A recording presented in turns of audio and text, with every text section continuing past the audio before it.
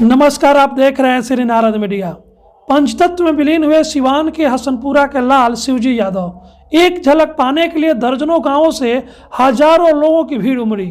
पूरा वातावरण भारत माता की जय, शिवजी यादव अमर रहे के नारों से गूंजा। सिवान जिले के अहमदनगर थाना व हसनपुरा प्रखंड के तलकत्तू गांव के लाल और जम्मू कश्मीर में आतंकियों के साथ मुठभेड़ में शहीद सीमा सुरक्षा बल के एएसआई शिवजी यादव का पार्थिव शरीर उनके पैतृक गांव तिलकत्तू पहुंचा। पार्थिव शरीर को पहुंचते ही पूरा इलाका भारत माता की जय, शहीद शिवजी यादव अमर रहे के नारों से गूंज उठा। इस दौरान दर्जनों गांवों के हजारों लोगों की भीड़ अपने जाबाज बहादुर सिपाही की एक झलक पाने के लिए जुटी रही। वहीं शव के पहुंचते ही गांव में परिजन बार बार बेसुध हो जा रहे थे। गांव में परिवार व आम लोगों के दर्शन के बाद उनका शव यात्रा निकाली गई, जहां साथी जवानों ने गार्ड ऑफ ऑनर देकर शहीद जवान शिवजी यादव को विदा किया। बीते 16 दिसंबर को जम्मू कश्मीर बॉर्डर पर ड्यूटी के दौरान आतंकियों से मुठभेड़ में उनके सीने में गोली लगी थी, जिनका इलाज के दौरान भानबेर बेस आर्मी हॉस्पिटल में 24 दिसंबर को निधन हो गया। जानकारी के मुताबिक शहीद जवान सीमा सुरक्षा बल के एएसआई शिवजी यादव का पार्थिव शरीर बीएसएफ के साथी जवानों के द्वारा बीएसएफ के स्पेशल गाड़ी से रविवार की सुबह उनके पैतृक गांव तिलकत्तू लाया गया। इस दौरान सुबह से इलाके में हजारों की संख्या में लोग रास्ते में जगह जगह भारत का तिरंगा झंडा हाथों में लिए और फूल बरसाते नजर आए। शिवजी यादव अमर रहे के नारों से पूरा दिन गूंजता रहा। वहीं उनके पार्थिव शरीर की गाड़ी के साथ साथ हजारों की संख्या में लोग पैदल चलते हुए भारत माता की जय, शिवजी यादव अमर रहे नारे लगाते रहे, जिससे पूरा इलाका गूंज उठा। पार्थिव शरीर के घर पहुंचते उनकी बेटी अपने पिता के शव के साथ लिपट कर रोने लगी। अपने बड़े बेटे का शव देखकर उनके पिता रामाशीष यादव बेसुध पड़े रहे। 3 छोटे भाई और 2 बहन, पत्नी, बेटे सभी बेसुध है। बताते चले कि वे 4 भाई हैं और 2 बहन हैं। उनके 2 बेटे और 1 बेटी है। बेटी की शादी पहले हो चुकी है। 15 दिनों पहले वे अपने छोटे भाई की तबीयत खराब होने पर घर आए थे, जहां अपने बड़े बेटे रवि कुमार की शादी के लिए बड़े शौक से दिन तय करके वापस ड्यूटी पर गए थे। लेकिन उन्हें क्या पता था कि बेटे की शादी देखना उनके नसीब में नहीं है। हसनपुरा से कुमार आशीष की रिपोर्ट।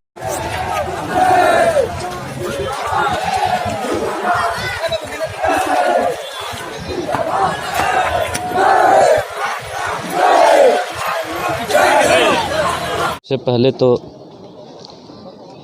शिवजी यादव जी जो हमारे देश की रक्षा करते करते बीएसएफ के जवान अपने जान को आहुति दिया, उनके चरणों में अपने तरफ से पूरे सिवान के जनता जनार्दन की तरफ से श्रद्धा सुमन अर्पित करता हूं। और आप शिवजी यादव जी, आप इस दुनिया में भले ही आपका शरीर नहीं है, लेकिन आप जीवित हैं।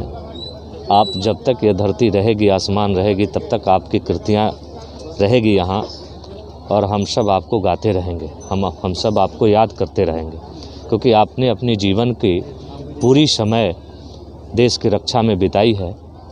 और बाकी सब जवानों नौजवानों को मैं कहना चाहता हूँ कि देश में जो लोग भी देश की रक्षा सुरक्षा में लगे हैं, उनको देश याद करते रहती है, देश की जनता जनार्दन याद करते रहती है, क्योंकि आप इस देश के महान हैं।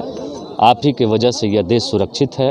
आपकी कुर्बानियों, आपकी शहादत से इस देश की सुरक्षा होती है। और हम लोग चाहे जितना इनका आदर करें, सम्मान करें, वो कम ही है, क्योंकि जो देश के लिए सुरक्षा में लगा है वो महामानव है। और इन्हीं लोगों की वजह से हमारी देश सुरक्षित है। हम भारत के एक एक जनता सुरक्षित हैं। इसलिए मैं इनके बार बार चरणों में श्रद्धा सुमन अर्पित करता हूँ। जिस आतंकी हमले में गोली लगी थी, आतंकियों के उन पे क्या कहेंगे, जो लोग बार बार इस तरह के सीज फायर करते रहते हैं, जवानों पे गोली चला देते हैं आतंकी? वो आतंकी देश को बराबर ही देश पर हमला करते रहते हैं, और उनकी फिराक रहती है कि देश के नौजवानों को मार करके इस देश में घुसेंगे, देश के लोगों को मारेंगे, भारतवासियों को मारेंगे। लेकिन उनकी मनसूबा जो है हमारे देश के जवान कामयाब नहीं होने देते हैं।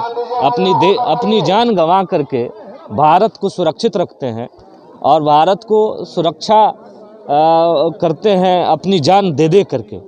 इसलिए हमारे देश के जवान मुस्तैदी से बॉर्डर पर सुरक्षा कर रहे हैं हमारे देश को, और उन सारे आतंकवादियों को संदेश देना चाहते हैं हम लोग यहाँ के नौजवान कि तुम्हारी मनसा कभी कामयाब नहीं होगी और यह देश या भारत आपको माकूल जवाब देते रहेगा। के लिए हमारे जवार के लिए तो बहुत दुख की बात है, और इस दुख में इस शोक में पूरे जवार के लोग शामिल हैं। अब इसके आगे हम लोगों के पास तो कोई उपाय नहीं है कि हम लोग ज़िंदा कर सकते हैं, लेकिन उनके शरीर के लिए, उनके आत्मा के शांति के लिए पूरे जवार के लोग यहाँ पहुँचे हैं कि वो अमर रहें, शहीद जो हैं वो अमर रहेंगे, उनके आत्मा के शांति मिले। उनके परिवार का जो भी सुख सुविधा है सरकारी उनको मिलना चाहिए, और हमारे जवार के, हमारे ज़िला का नाम उन्होंने रोशन किया है, इसके लिए हम सभी लोग शोककुल हैं और उनके आत्मा के शांति के लिए भगवान से प्रार्थना करते हैं। क्या कहिएगा, और भी जो युवा है देश के सेवा में जाना चाहते हैं, तैयारी भी होती है, लेकिन ये एक शहादत भी हो गई, तो युवाओं को क्या संदेश देना चाहिए? ना, उसमें कोई दिक्कत नहीं है, ये तो कोई ऐसे काम में शहादत हुआ नहीं है। देश के रक्षा के लिए, बॉर्डर के सुरक्षा के लिए हम लोगों के लिए शहादत हुआ, इसीलिए उस नौजवानों को जाने के लिए कहीं से कोई दिक्कत नहीं है। अगर 10 वैकेंसी निकलता है तो उसमें 5000 हमारे नौजवान शामिल होंगे। कुछ मुआवजा की भी मांग रहेगी सरकार से, विशेष इस गाँव के लिए? वो तो हम लोग मांग किए हैं कि जो भी सरकारी सुविधा है ये उचित उनको मिलना चाहिए। उनके परिवार के एक सरकारी नौकरी मिलना चाहिए, बाकायदा जो सरकार के बाई लॉज है उसके, उनके परिवार के, उनके पत्नी के, उनके बच्चों को देखरेख होना चाहिए। जी हाँ, JR कॉन्वेंट दोन में सत्र 20-21-22 के लिए नामांकन प्रारंभ। वर्ग नर्सरी से 11वीं तक आज ही संपर्क करें। JR कॉन्वेंट, सुनीता विद्यानगरी दोन, दरौली, सिवान, बिहार। Mobile number 7547045118 9576466461।